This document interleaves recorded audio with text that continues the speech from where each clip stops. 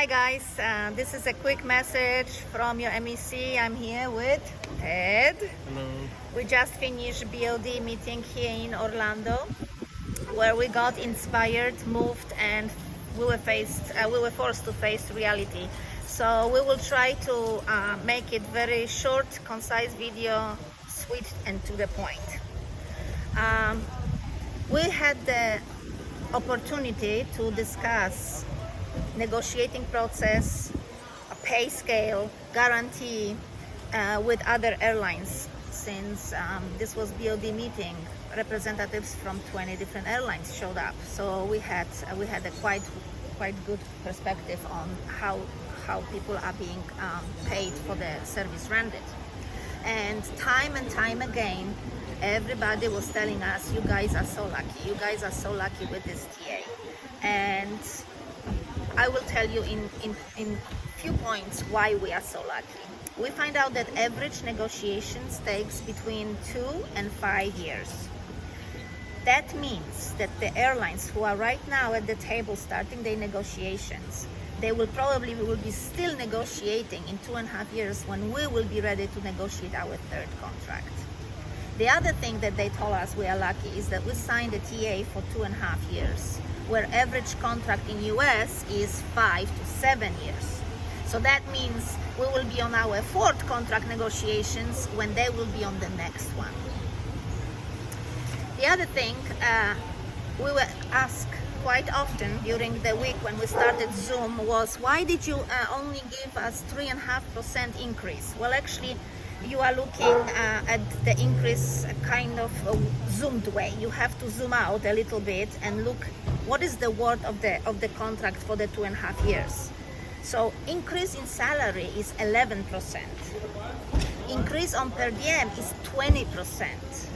Plus the cash pay for security searches, plus 22% increase on both days off, plus extra money for the senior crew members that we didn't get, plus extra sick time, plus conversion of sick time into vacation days, plus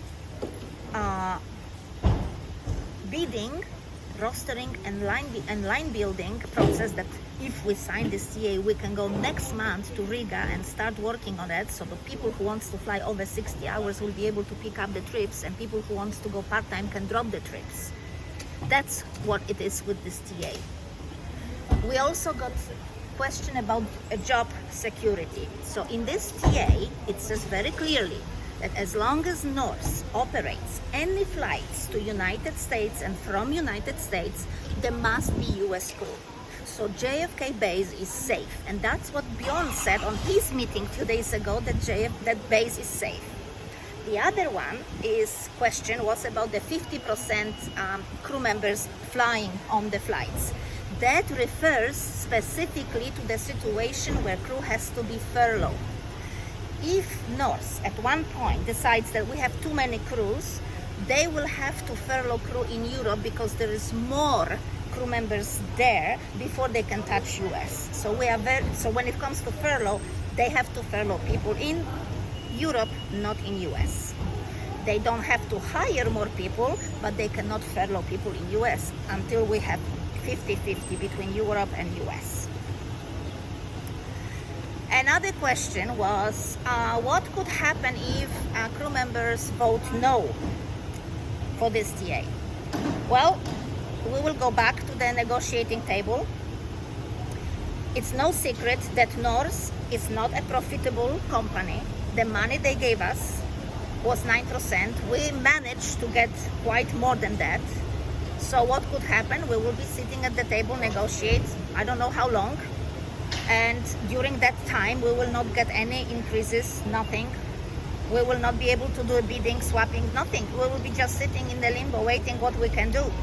And most probably what we can do is we could give more, maybe get more hours, but at a cost of less money per hour or something, you know. No pay for seniors probably. The money is, what we got is the money that's available. How you divide it up is how you divide it up. And you're not going to get more by moving something. You just move it around. You're moving the money from one spot to the other, so it's not going to increase the amount of money that we got in this TA.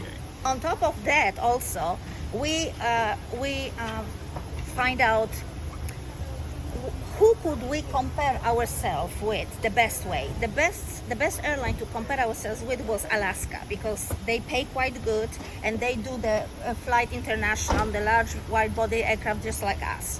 So we talked to the president of that union and asked, what is your guarantee? How many hours guarantee? So Alaska crew is getting paid 90 hours guarantee. Okay, they can make overtime after 90 hours, and 90 hours it's a fixed salary, which is $2,863. 90 hours. So if we sign this TA, we will be there with 60 hours. They are there with 90 hours, and that's exactly what Ted was saying. Yes, they have a higher guarantee, but they have a lower hourly rate. So the other danger here is if we are very expensive crew, we are not competitive crew. What that means? That would mean that probably we wouldn't go over 60 hours because the flights will be given to our colleagues in Europe. And I will give you an example. Crew in Athens are being hired for €1,000 base salary per month. And they can give them as many flights as they want. There is no limit for them, for that €1,000. So if you have a group that will work any hours for €1,000, and you have a group that is paid 2,800 for 60 hours, and now with more flights it's more expensive, we will not get the flights basically. So we have to be very careful and look at the big picture, where we are in this whole puzzle.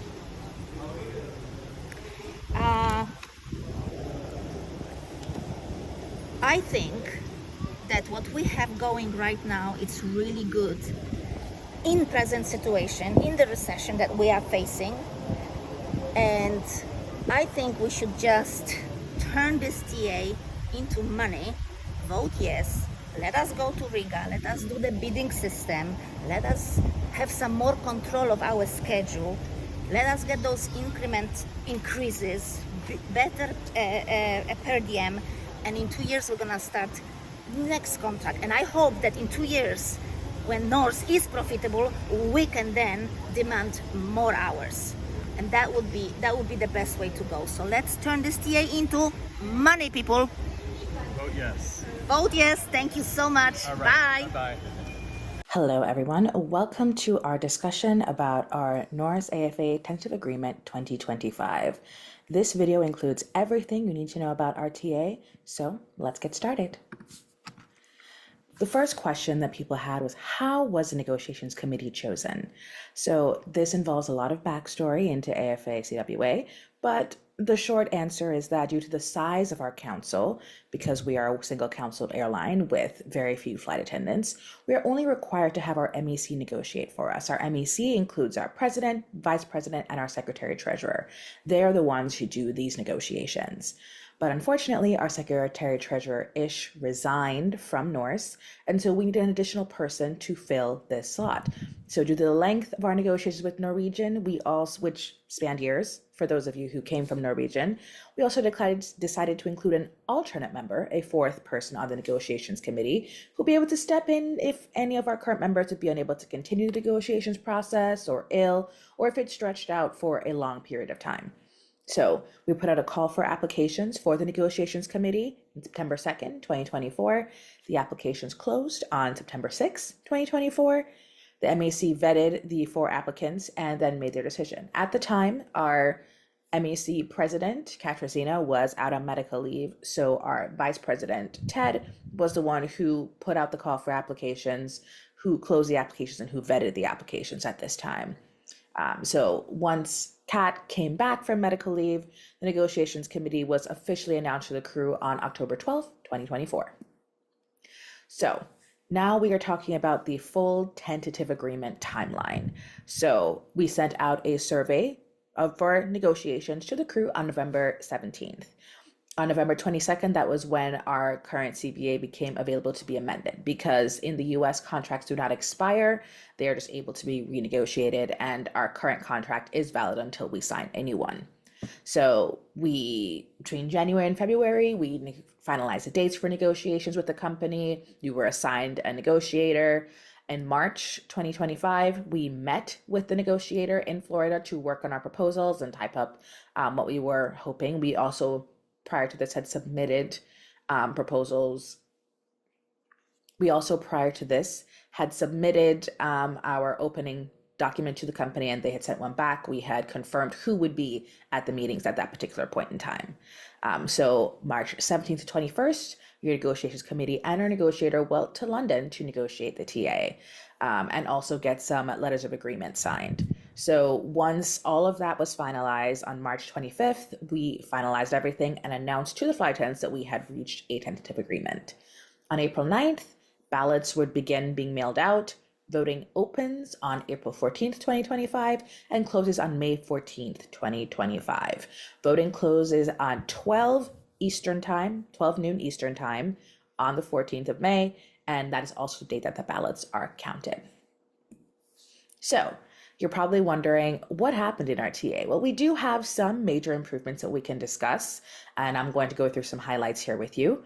We did increase compensation across different areas of the contract. So we had an hourly increase at date of ratification. We had increase in per diem that would happen at date of ratification, and 2 years after, date of ratification plus 2.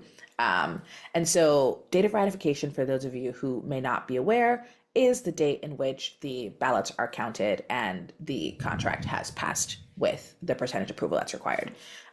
So we had an increase in value for sick and vacation days up to 3 hours. We increased purser pay starting in year 2 and year 3. We added a uniform allowance. We added a phone allowance. We had an increase in pay for non-flying duties. And so we know before non-flying duties, it was 3 hours up to 9 hours. We've managed to reduce those hours down to 6. And we've added, an extra half an hour of block pay that's given for every hour you are on duty above 6 hours. We have increased in day off pay. So it used to be a flat rate, and now we have decided that it is 4 hours above guarantee at your current hourly rate. We've also increased in day off encroachment pay. So if you are operating your flights delayed and you enter into your day off, we have increased in day off encroachment pay up to 1 hour above guarantee. So 1 hour above guarantee up to 6 hours. So every hour that you are encroaching into your day off, you will get 1 extra hour of block pay. And now security searches are being paid at 1 hour above guarantee. This is something that crew had lots of feelings about. Our current agreement that we had signed before said that our security searches were included in our block hours. And for people who work 60 hours or less, this is not showing any value. For those who work over 60 hours, of course, they were able to see that money in their paycheck. But we wanted to level the playing field across the board. And so security searches are now paid at 1 hour above guarantee, no matter what. So this is our wage chart. You will see this is our hourly rates as of March 25th, 2025. It's a very specific date. If you have increased in your yearly, things like that, this was our start of our chart. So we get a 3.5% increase at date of ratification, which would be May 14th, 2025. DOR plus 1, May 14th, 2026, you would get another 3.5%. And at May 14th, 2027, we would also get a 4% increase. So the total increase just in hourly wage is 11% across 3 years. So this chart is for crew members who were on the pre-hire agreement. So those who were originally Norwegian employees who came to Norse. So our current rate, if you are in your 4th year, would be $43.10. So the date of ratification increase would go directly to $44.61. And if you get your year of service increase right after that, you will go into 5th year, which would get you $46.62. That is an 8% increase just in basic salary in the first month of voting yes for the contract if you had your anniversary in May. So our current rate, just to give you more numbers, for 60 hours, it is $2,586 pre-tax per month. So our new rate, including the date of anniversary the anniversary increase in our date of ratification increase would be $2,797.20 per month pre-tax. And if you include the phone allowance, which we all get, the $15 phone allowance and $25 uniform allowance, the rate increases to $2,837.20 per month pre-tax. We also have our increase in per diem coming into effect. So our per diem will now be, at date of ratification, $4.25. So that's an additional $102 that are not taxed per day, days that you're working. So for those crew members who were hired in 2023, if you were at your current rate of $38.91 on date of ratification, that's a 2-year salary, you'll be going to $40.27. And when you get your anniversary increase, that'll go to $42.49. That is a 9.2% increase in basic salary, just going from current rate to your anniversary increase and date of ratification. All right. So the current 60-hour rate for those who were hired in 2023 is $2,334 per month pre-tax. So after the date of ratification, your anniversary increase and these new rates, it'll be $2,549.40 plus tax pre-tax, right? If you include the $15 phone allowance, $25 uniform allowance, your rate is going to be $2,589.40 per month pre-tax. And again, that increase in per diem, that extra $102 per day, that comes in really handy when you're on your layovers.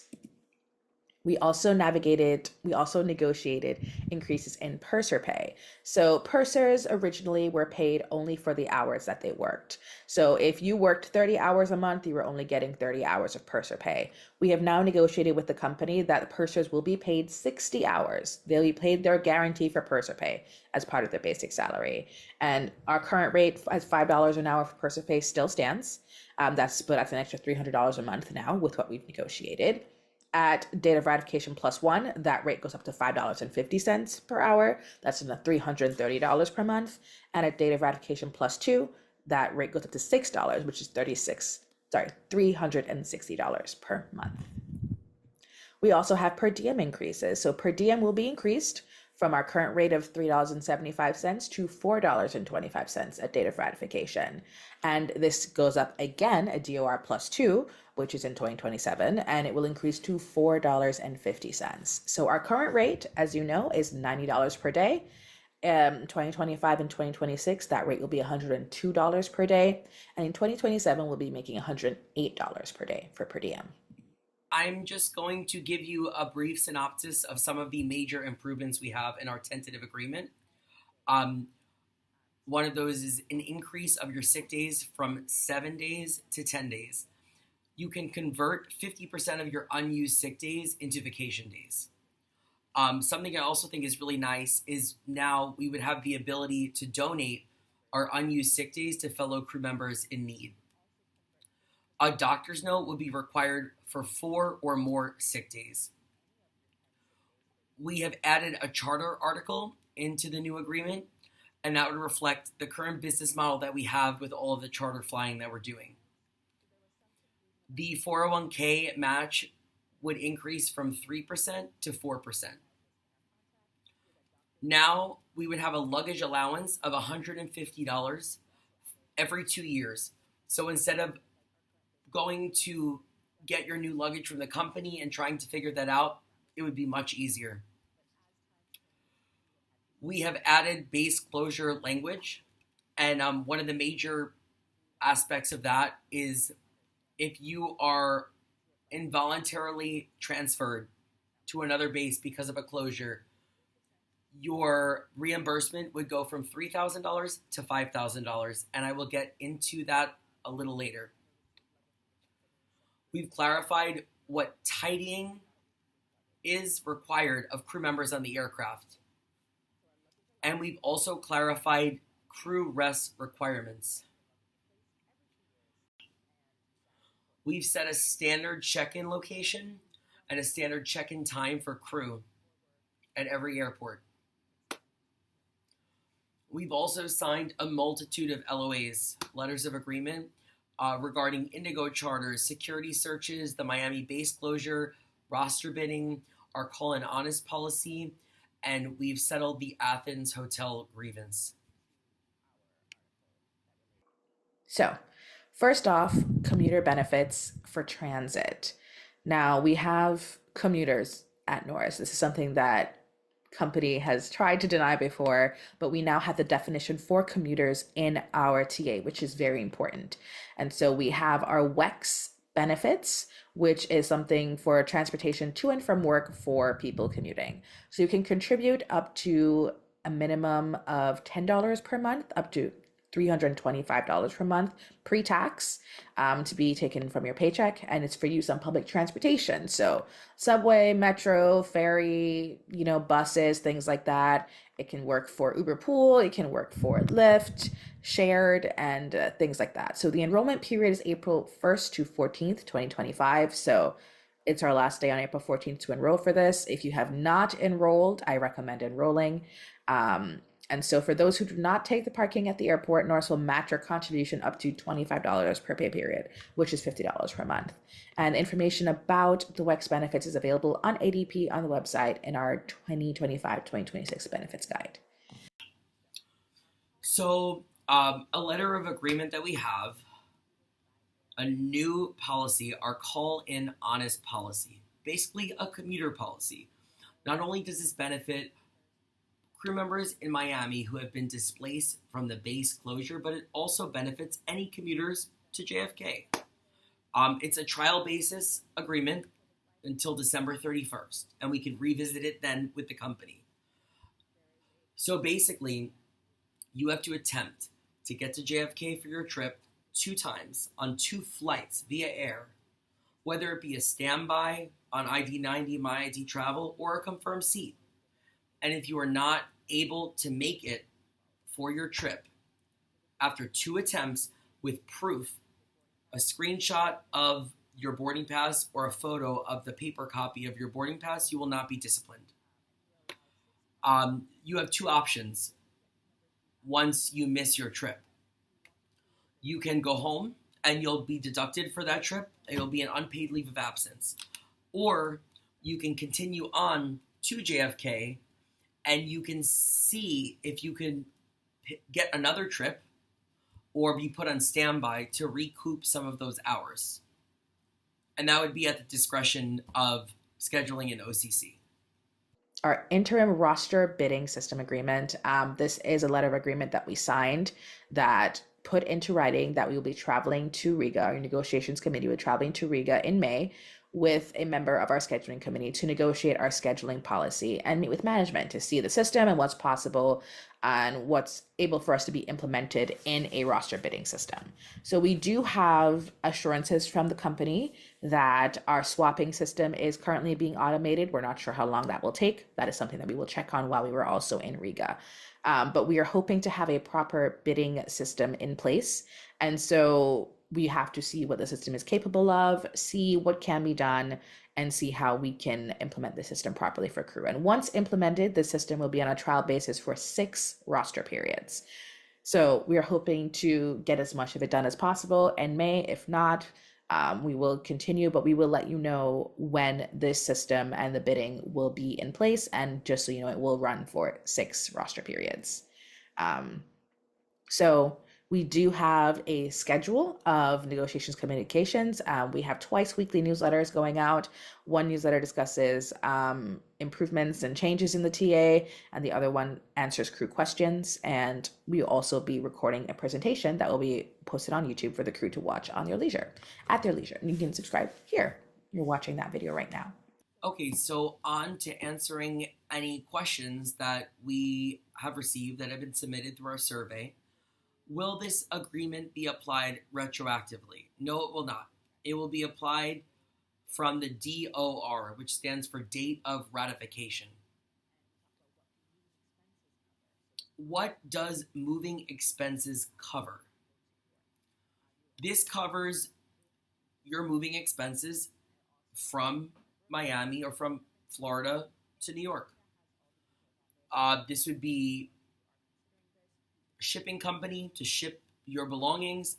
This would be to get your vehicle to New York, whether it be shipped or you drive it. This would also include realtor fees for an apartment. If you want more specific information about that, you can contact Gina. Can we clarify standby pay? Yes. If you have up to 6 hours of standby, you get 3 block hours of pay. For every hour over 6 hours, you'll be paid a half of an hour until the end of your standby period. Is there any trip protection? For trip protection, you can refer to Article 3, Part B, Number 2 in our tentative agreement. This would only apply to block hours, just block hours. Will the proposed roster bidding be in company seniority or base rank seniority? Bidding will be based on seniority order based on your special qualifications, whether it be senior, cabin crew member, and so on and so forth. Another question we got was, can we ensure that our passive travel is booked individually and not as a group?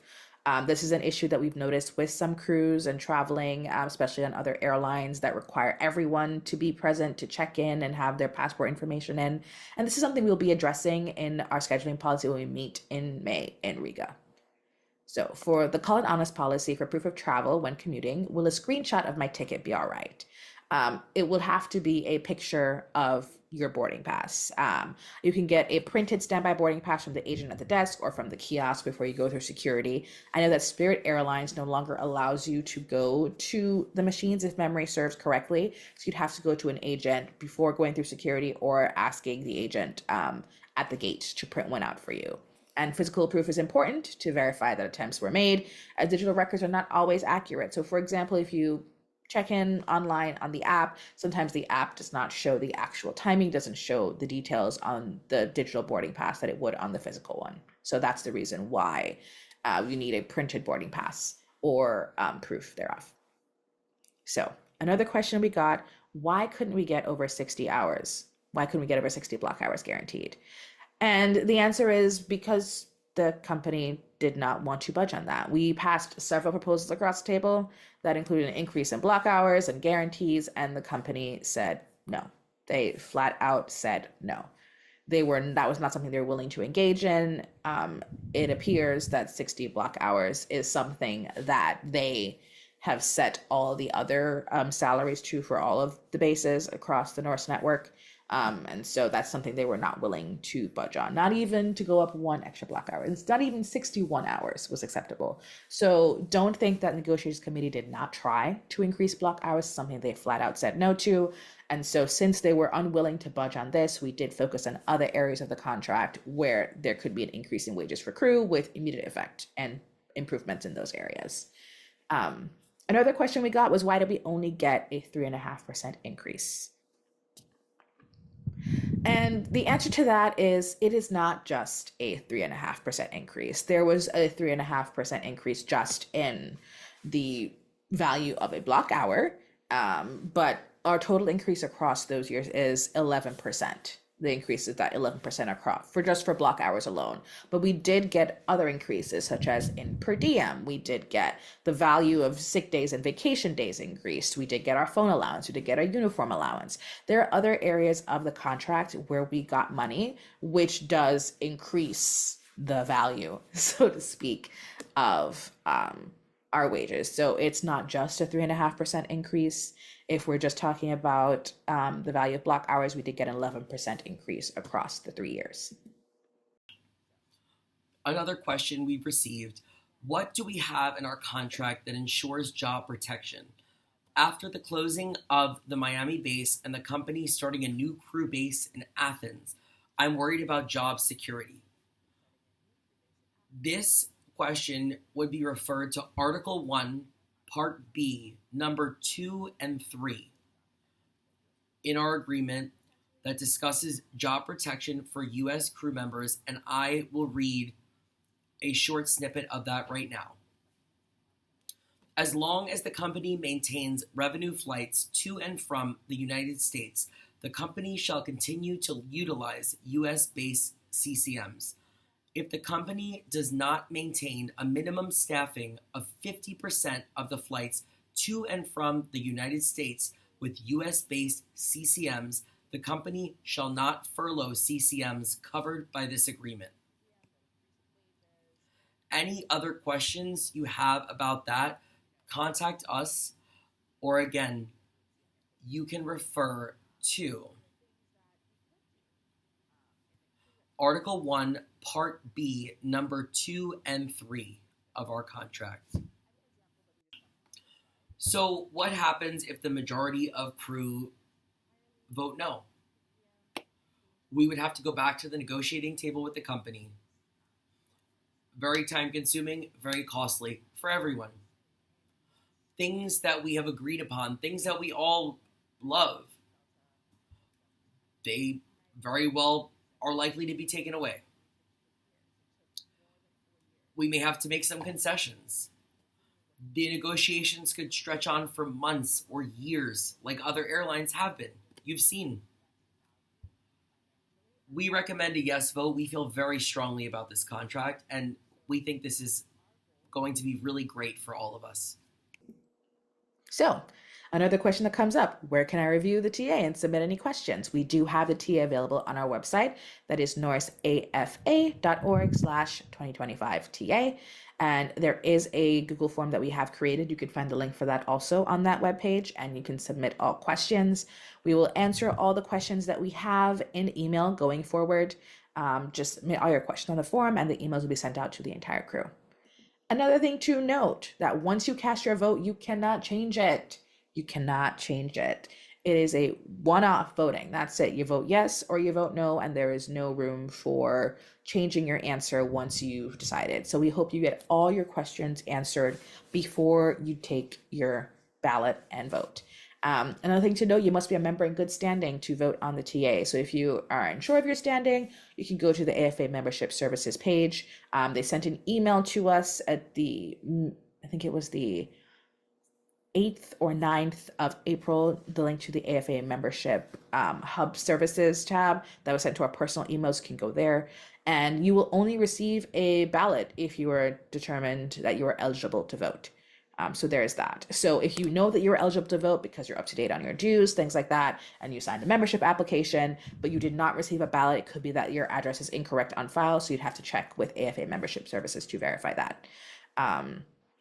So the tentative agreement and ballot summary, there's an executive summary that's also posted on our 2025 TA page, and that will be sent out digitally that will be sent out physically with the balloting instructions and be provided to all members eligible to vote, including members who have an opportunity to become eligible during the voting process.